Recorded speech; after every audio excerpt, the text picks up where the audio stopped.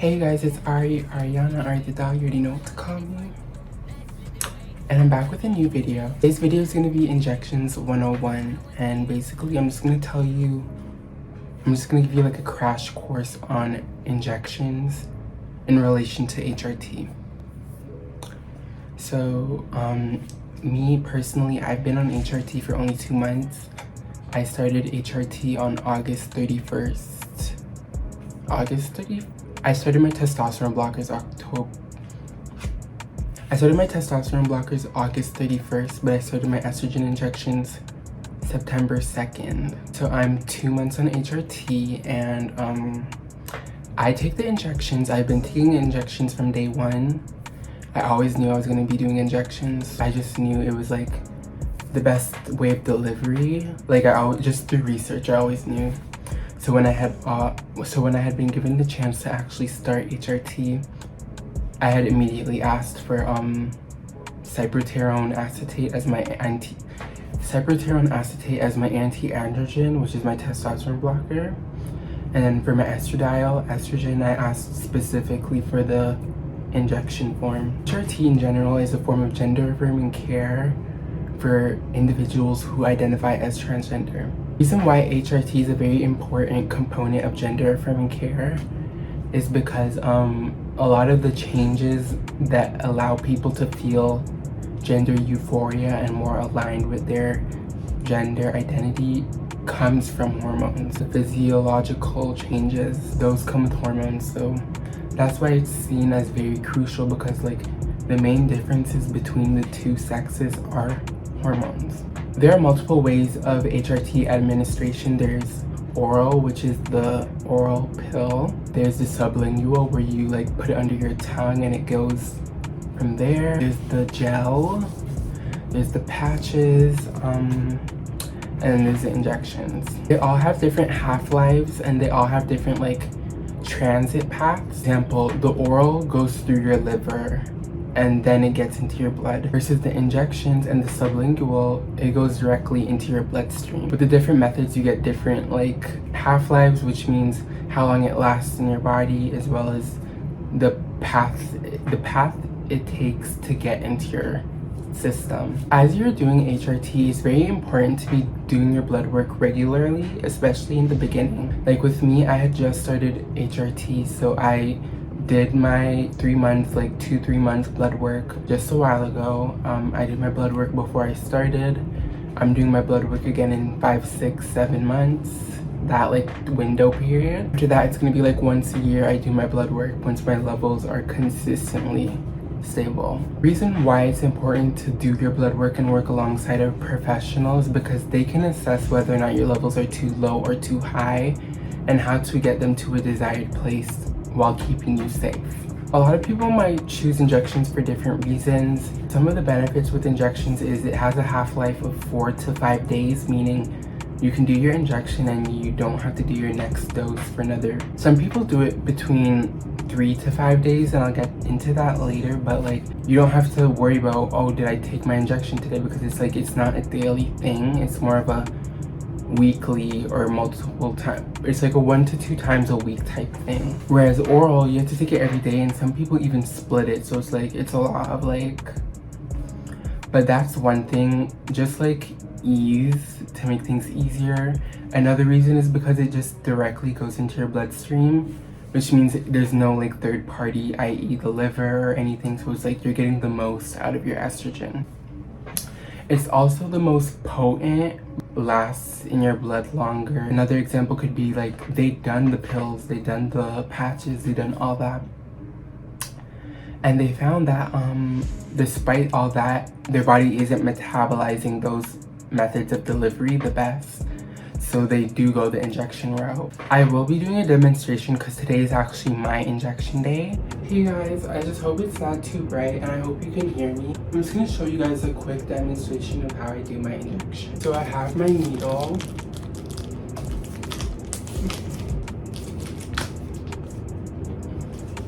So what I'm going to do is I'm going to take it out the pack. And immediately I'm going to switch the needle. So before we do anything, I'm just gonna take this little bottle of hand sanitizer. You know, I'm not taking off the, I'm not taking that off, so it's like, not me about to, but it's like, I think I actually injected into this leg last time, so I think it's actually, I'm injecting into this one now. Switch the needle. The thin one is the one that you inject into yourself. The thick one is the one that you use to extract the estrogen out the vial. So, I'm just gonna rest this on top of my sharps container for now. This is the thicker one. Don't look at my nails. I don't wanna be touching, so I'm gonna be careful when I take it out. Look at how I'm opening it.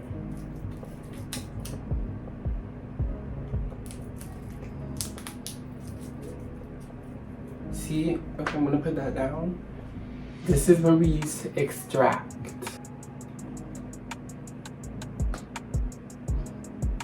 Do not let the needle touch anything. After you get out all the air, like get out all the air pressure, I'm gonna bring it to the number that I wanna take out of the vial.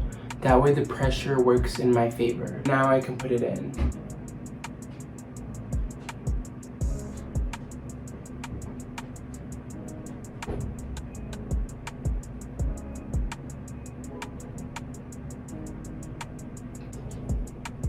Put this cap back on. Twist off the thick one. Now I'm gonna put on back the thin needle. Before I inject myself, I'm just gonna clean the vial bottle before I put it away. It's always good to do that, especially because I saw some stuff coming out. I was just like, girl, please. And honestly, I'm gonna just use the same wipe, the same rubbing alcohol wipe on my leg, because it's like, it's not that serious. I'm gonna on my outer third of my thigh. I can pick anywhere as long as it's my outer third of my thigh. Try not to do the same spot every time, even when you're alternating legs. Now we're ready to inject ourselves. Now that we have disinfected our leg and we have extracted the estrogen from the vial into the needle or syringe. You know how earlier I pulled it down? Now I'm gonna just push it as high as possible so that a drop is at the tip, so that I'm not injecting myself with any air. Go into the outer third of my thigh at an angle.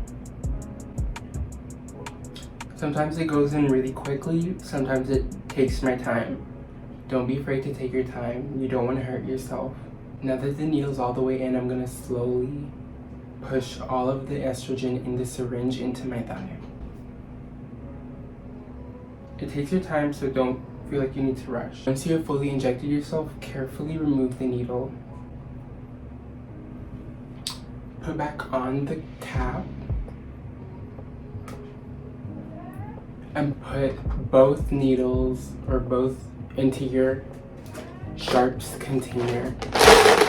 If you are taking the injections, they should have told you to get a sharps container. Put them in your sharps container. Take another alcohol pad and just rub where I injected and just massage it into my leg. And that is how you self-administer your estrogen through the injection form. After I do my injection, some typical side effects might be like soreness near the injection site, like my thigh will be sore because I inject into my thigh. It's really the main side effect that I experience. Injections have been going really smoothly for me, so I've had no complaints. Just like a sore thigh, like the day of or the day after injection day. Sometimes I might like poke myself or like inaccurately pick an injection site where it doesn't go in, so I just take it out and pick a new spot. That's normal, nothing bad is gonna happen to you. Like my first injection, ever since my first injection, I've been tracking it in my health app. If you have an iPhone, I don't know about Android, but if you have an iPhone, go to your health app and you can add your like medications. I added my blockers, I added my PrEP, added my estrogen injection, and I just keep track, like it keeps track of it. It reminds you to take it. And I also keep tracking the calendar. I'm like, I took it this there, you know? Because it allows you to track certain things better. Like oh, I've been feeling this way since this injection, or it's like, you know, like I'm noticing this after this. Like, you get what I mean? Keep track of your injections. Even if you don't feel like you're at risk for anything, just do it to do it. Lastly, some people, I said earlier, some people inject like I don't recommend injecting more past 5 days. Sometimes it'll say inject once a week, which is 7 days. But the thing is, estrogen valerate, which is the estrogen in the injectable form, only has a half-life of 4 to 5 days. Meaning if you wait till the 7th day to do your next injection, your levels will be too low. So in order to keep some stability and consistency in our levels, we want to inject before the half-life so that the levels don't dip. Because if they dip and they're not consistent, the necessary changes will not come. Like, you don't want the estrogen to deplete before you need to have a consistent level. So I personally inject every 4 days. Some people inject every three days. I feel like every 3 days. I tried it out and I just felt like a little squeamish. Like, I felt like 4 days was just perfect because I felt like 5 days, because the actual injection doesn't instantly activate, unlike the oral, where like you have a daily half-life. With the injection, like it kicks in like half a day, like 12 hours to 24 hours. So by injecting on the 4th day, by the 5th day, your levels will be rising again. So it's like day 1 to day 3, day 3 to day 4 should be your peak, your estrogen injection peak. So after that day 3, day 4 peak, it starts going down. But if you inject on the 4th day, as it goes down, the next day it'll go back up. So you keep that like stability. That's why I do it. You don't have to do it that way. You can do 3 days as well. Some people do 3 days and like make the dose a bit more balanced for 3 days. They find that when they do it that way, that's the way to keep your levels as stable as possible.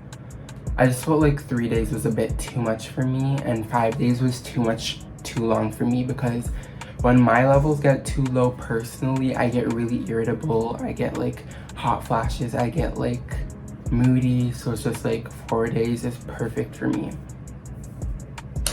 But I hope I was able to give you some very brief and quick information on estrogen in the injectable form. And thank you for watching Injections 101 with Ari the doll.